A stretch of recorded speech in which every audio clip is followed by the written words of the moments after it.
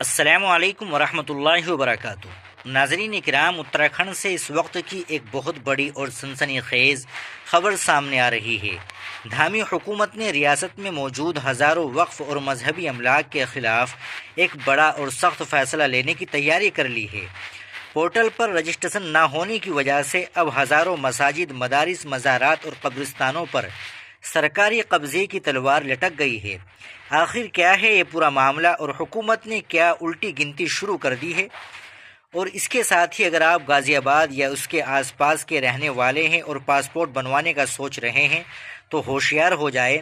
تاریخ پیدائش کی ایک چھوٹی سی غلطی نے ہزاروں لوگوں کے پاسپورٹ پھنسوا دیے ہیں۔ ناظرین کرام، سب سے پہلے بات کرتے ہیں اتراکھنڈ کی، جہاں وقف املاک کو لے کر مچنے والا ہنگامہ اب ایک نئے موڑ پر پہنچ گیا ہے۔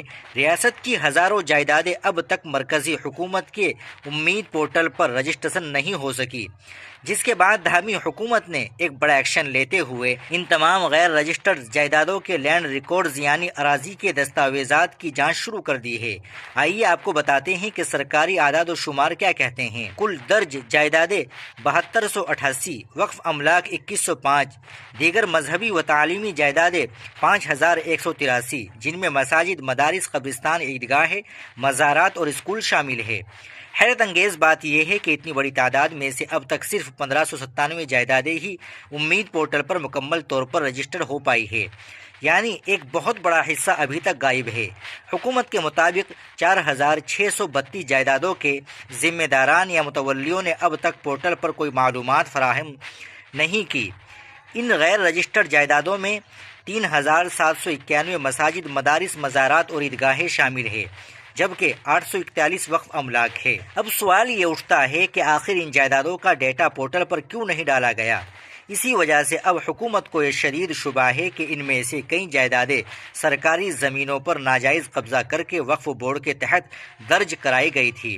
اقلیتی امور کے خصوصی سیکریٹری ڈاکٹر پراگ مدھوکر نے صاف لفظوں میں واضح کر دیا ہے کہ 5 جون کے بعد ان تمام غیر رجسٹرڈ جائیدادوں کے خلاف سیدھی کارروائی کی جائے گی۔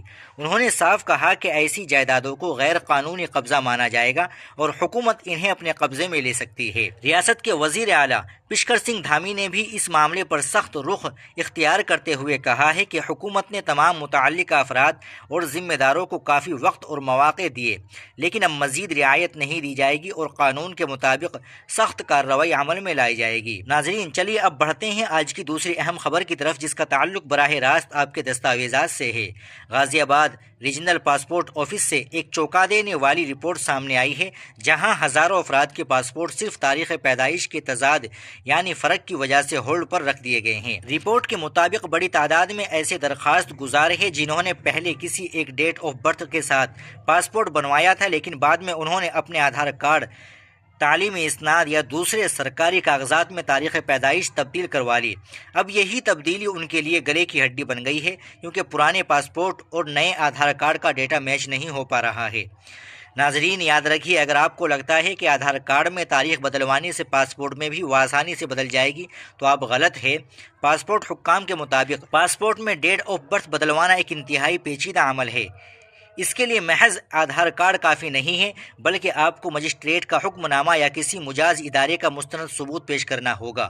کاغذات میں اس گڑبڑی کی وجہ سے ہزاروں نوجوانوں کا بیرون ملک نوکری کا خواب، سفر اور ویزے کی کارروائی بری طرح متاثر ہو رہی ہے۔ پاسپورٹ آفس کا کہنا ہے کہ اگر دستاویزات مشکوک یا نامکمل پائے گئے تو درخواستیں نہ صرف التوا میں رہے گی بلکہ انہیں مسترد بھی کیا جا سکتا ہے۔ تو ناظرین، اتراکھنڈ میں وقف املاک پر ہونے والی اس بڑی کارروائی اور غازی آباد میں پاسپورٹ کے اس نئی بحران پر آپ کی کیا رائے ہے؟ کیا 5 جون سے پہلے جائیدادوں کا رجسٹریشن ہو پائے گا؟ کمنٹ باکس میں اپنی رائے کا اظہار ضرور دیں۔ اگر آپ کو یہ ویڈیو معلوماتی لگی ہو تو اسے لائک کریں، شیئر کریں اور ہمارے چینل کو سبسکرائب کرنا نہ بھولیں۔ السلام علیکم ورحمۃ اللہ وبرکاتہ۔